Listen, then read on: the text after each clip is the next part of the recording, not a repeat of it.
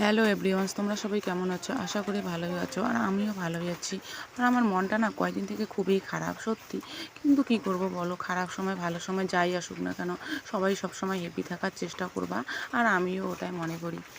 সত্যি আমার মনটা না যতই খারাপ হোক না কেন, আমি সবসময় না হাসি খুশি থাকারই চেষ্টা করি। আর হাসি খুশি সত্যিই থাকি, কারণ আমার মনে যত দুঃখ কষ্ট থাকুক আমি প্রকাশ করার চেষ্টা করি না।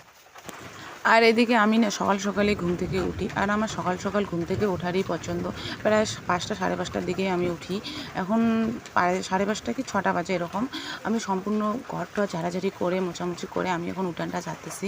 তো উঠানটা ঝাড়ার পর ঘরের বাকি মানে গরুর গোবর টবর সব কিছু ফেলে বাসন টাসন মাজার পর আমি রান্নাবাড়া তাড়াতাড়ি সেরে পুজো টুজো সেরে আমি চলে যাব বাড়ি।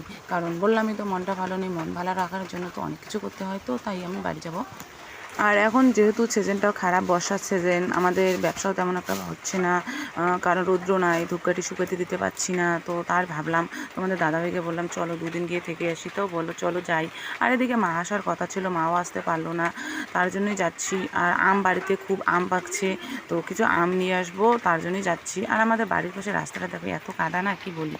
ফাইনালি আমরা রেডি হয়ে বেরিয়ে পড়লাম বাড়ির উদ্দেশ্যে, মানে বাপের বাড়ির উদ্দেশ্যে। মনটা এখন ভীষণ ভীষণ খুশি, কারণ বাড়ি যেতে কার না ভালো লাগে। প্রত্যেকটা মেয়েরই বাপের বাড়ি যাওয়ার জন্য খুশি, মানে মনের মধ্যে যে একটা খুশি ভাব, এটা একদম কিন্তু আলাদা। অন্য কোনো আত্মীয়র বাড়িতে যাওয়া আর বাপের বাড়িতে যাওয়া, সত্যি বিয়ের পর বাবার বাড়ি যাওয়ার মজাটা যে আলাদা, কি বলবো, ওটা ভাষায় প্রকাশ করা যায় না। বাপের বাড়িতে কথাই আছে, বাবার বাড়িতে বলে নুন ভাত খেলেও মানে রাজভোগ খেয়েছি, এরকমটা প্রত্যেকটা মেয়েরাই তাই মনে করে, আমার মনে হয়। আমি তো ওটাই মনে করি, কারণ শ্বশুরবাড়িতে থাকতে থাকতে মাঝে মাঝে বোর হয়, তখন মনটা ফ্রি করার জন্য মাঝে মাঝে মনে হয় বাড়িতেই একটা দিন দুটা দিন থেকে আসি, মনটাও ভালো থাকবে আর বাড়ির ওদিকে সবাইকে দেখে আসবো।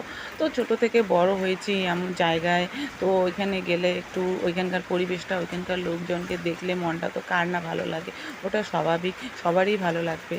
তো তোমাদের সাথে কথা বলতে বলতে না এদিকে প্রায় চলেই আসলাম। আর বেশি দূর নাই, যেহেতু আর সম্পূর্ণটা ক্যামেরা করতে পারিনি, যতটুকু পারিছি অতটুকুই করলাম। আর এদিকে না যতই আগাচ্ছি অতই দেখতেছি আকাশটা খুবই ভারী, মানে অন্ধকার অন্ধকার ভাব, বৃষ্টি আসবে এই ভাব ভাব।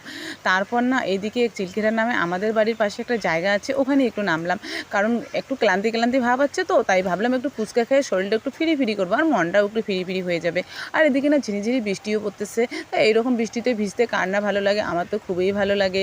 তা ছেলে মেয়ে যেহেতু আছে, বৃষ্টিতে বেশি ভেজানো যাবে না, কারণ ওদের শরীর খারাপ হয়ে যাবে। ফাইনালি আমরা এখন চলে আসলাম বাড়িতে। আর এদিকে মা আর বর্ষাও বাইরে হয়েছে বাইরে, আর কিছু ফুচকা নিয়েছি বর্ষার জন্য, কারণ ও ফুচকা খেতে খুবই ভালোবাসে, তার জন্য। আর এদিকে আমি আজকে ব্লগটা এখানেই শেষ করলাম। টাটা, দেখা হচ্ছে পরের ভিডিও।